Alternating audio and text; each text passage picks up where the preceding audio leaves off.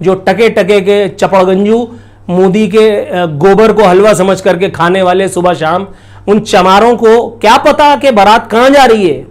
तुम इंडियंस को बुरा लगता है, लगता रहे, लेकिन वन साइडेड जब भी बात करोगे तब तुम्हारे मुंह पे जूता पड़ेगा।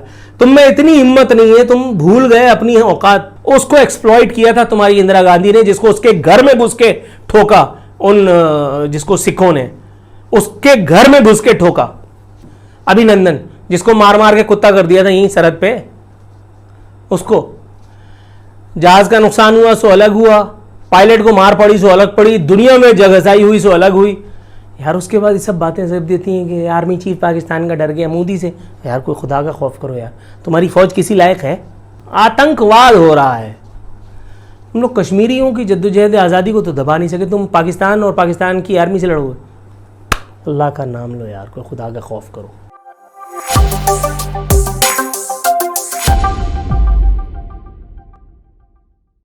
हेलो दोस्तों, स्वागत है आपका आपके अपने YouTube चैनल पर। भारत में जब से बीजेपी की एक हिंदूवादी सरकार आई है, जब से भारत को देखने का नज़रिया इस पूरे विश्व का थोड़ा बदल चुका है। जहां पहले भारत की एक छवि सेक्युलर राज्य के तौर पर हुआ करती थी, अब धीरे धीरे वो सेक्युलर छवि थोड़ी सी धूमिल होती जा रही है। हमारे पड़ोसी मुल्क पाकिस्तान में भले ही डेमोक्रेसी के नाम पर एक इस्लामिक राज्य हो, परंतु भारत को सवाल पूछने और भारत की तरफ उंगली उठाने में वो लोग पीछे नहीं हटते हैं। हमारे देश भारत में यहाँ की माइनॉरिटीज़ को काफ़ी अधिकार मिले हैं और उन सभी को अपना जीवन और धर्म का पालन करने का पूर्ण रूप से अधिकार है। वहीं इसके पूर्णतः विपरीत पाकिस्तान में हालात कमोबेश इसके विपरीत ही हैं। इसके बावजूद भी पाकिस्तानी मीडिया और पाकिस्तानी मीडिया के कुछ जाने माने जर्नलिस्ट भारत को उसके धार्मिक पसंद के ऊपर सवाल उठाते रहते हैं। उनके अनुसार मोदी का भारत अब सेक्युलर नहीं है। पाकिस्तान के एक जाने माने जर्नलिस्ट और एंकर नूरुल आरफीन भारतीय हिंदूवादी आवाम से कुछ कहना चाह रहे हैं। आइए सुनते हैं। और हाँ दोस्तों, इस वीडियो को लाइक करें, शेयर करें और हमारे YouTube चैनल को ज़रूर सब्सक्राइब करें और बेल आइकन के बटन को भी दबाना ना भूलें। इससे आप हमारी लेटेस्ट वीडियो की अपडेट पा सकेंगे। धन्यवाद। आर्मी चीफ पाकिस्तान का डर गया मोदी से। वो क्या कर लेगा बेचारा, टेक्निकली क्या कर लेगा? वो चाय पेश कर देगा गुस्से में आकर के, और क्या करेगा? बस आप समझे, it was fantastic. Anas Nadeem, you are right. अगर इतना ही तप्पड़ होता तो वो दो पायलट यहाँ लुढ़काने के बाद चप्पल छोड़ करके भागने गए होते, बैन-अ-क़वामी बिरादरी से प्रेशर ना डलवाते। वो तो शुक्र करोगे या इमरान खान जैसा वज़ीर आज़म था जिसको फ़ोन करने की भी ज़रूरत नहीं पड़ी, वो पहले ही लेट गया। मुशर्रफ को तो चलो फ़ोन आया था। हमारे यहाँ फ़ौज कमज़ोर नहीं है, हमारे यहाँ फ़ौज कमज़ोर नहीं है, हमारे यहाँ डिक्टेटरशिप्स जो जमहूरियत की शक्ल में आती हैं वो कमज़ोर रही हैं, आज भी हैं, आज भी हैं। फ्लाइट लेफ्टिनेंट या वो विंग कमांडर थे, वो जो पायलट था जिसकी मूछें यहाँ तक थीं, जिसको अभिनंदन नाम था शायद, हाँ अभिनंदन, जिसको मार मार के कुत्ता कर दिया था यहीं सरहद पे, उसको जहाज का नुकसान हुआ सो अलग हुआ, पायलट को मार पड़ी सो अलग पड़ी, दुनिया में जगहसाई हुई सो अलग हुई यार। उसके बाद ये सब बातें सब देती हैं कि आर्मी चीफ पाकिस्तान का डर गया मोदी से। यार कोई खुदा का खौफ करो यार, तुम्हारी फौज किसी लायक है? कोई खुदा का खौफ करो यार। जब तक इंटरनेशनल कम्युनिटी को अपने साथ नहीं मिला लेते तब तक कोई काम करने से परहेज है। ये कश्मीर में वो क्या बोलते हैं, आतंकवाद हो रहा है। तुम लोग कश्मीरियों की जद्दोजहद आज़ादी को तो दबा नहीं सके, तुम पाकिस्तान और पाकिस्तान की आर्मी से लड़ोगे। अल्लाह का नाम लो यार, कोई खुदा का खौफ करो। 1971 में ये हुआ था कि जो पाकिस्तान के जिसको कहते हैं पाकिस्तान का सियासतदान जिसका नाम था जुल्फ़िकार अली भुट्टो, और पाकिस्तान की आर्मी का एक जानी शराबी, एक आदि मुजरिम किस्म का आर्मी चीफ था याह्या खान, जो कतई इस लायक नहीं था कि उसको ज़मीन में गाड़ने से पहले गार्ड ऑफ ऑनर दिया जाता, लेकिन यहाँ तो चलो रीत है।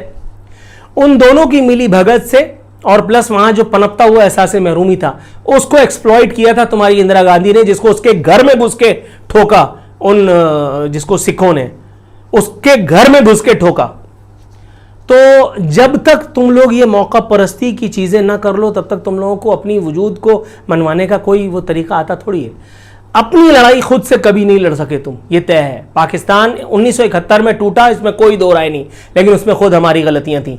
उसमें हमारी आर्मी की, हमारी सिविलियन डिक्टेटरशिप की, हर तरह से हर एतबार से गलती थी। वहां अगर एहसास महरूमी ना होता तो उसको तुम लोग, तुम्हारे अच्छे खान भी कभी एक्सप्लॉइट नहीं कर सकते थे। ये है वो सच जिसको बोलते हुए लोगों को मौत आती है।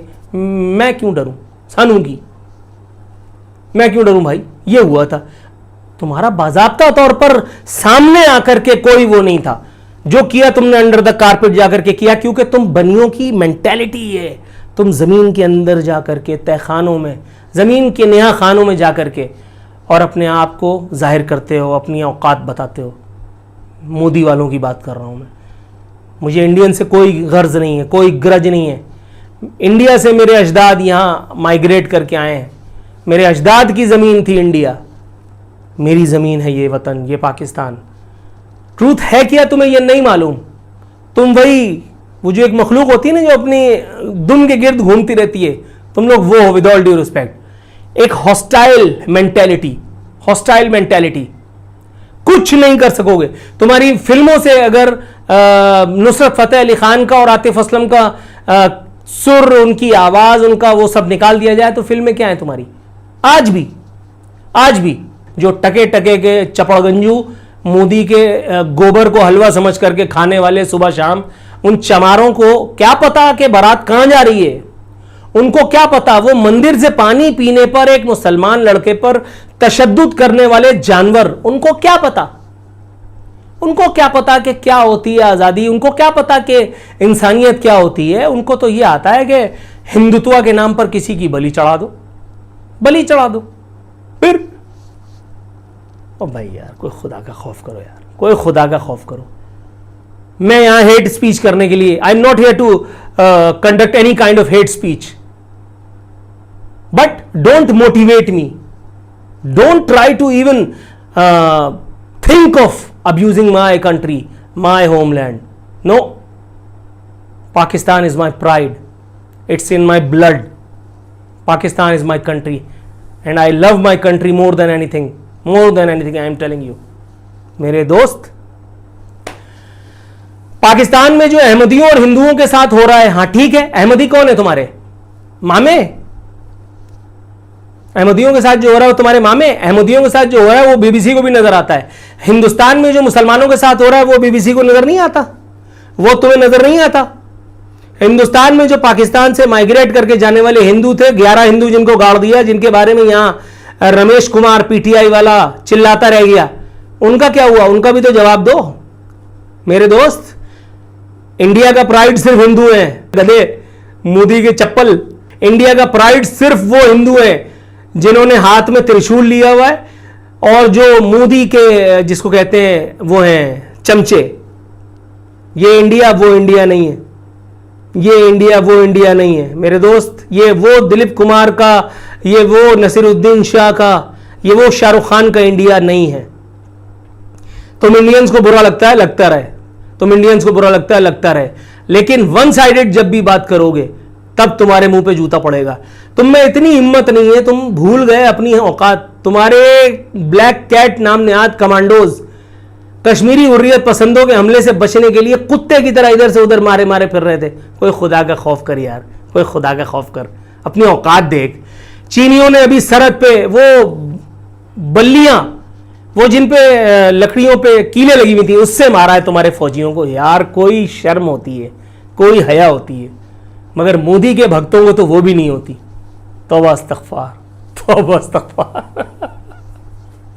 इस वीडियो को अंत तक देखने के लिए आपका बहुत बहुत शुक्रिया। हमसे जुड़े रहने के लिए सब्सक्राइब के बटन को दबा दें और बेल आइकन के बटन को भी दबाना ना भूलें। इससे आप हमारी लेटेस्ट वीडियो की अपडेट पा सकेंगे। धन्यवाद।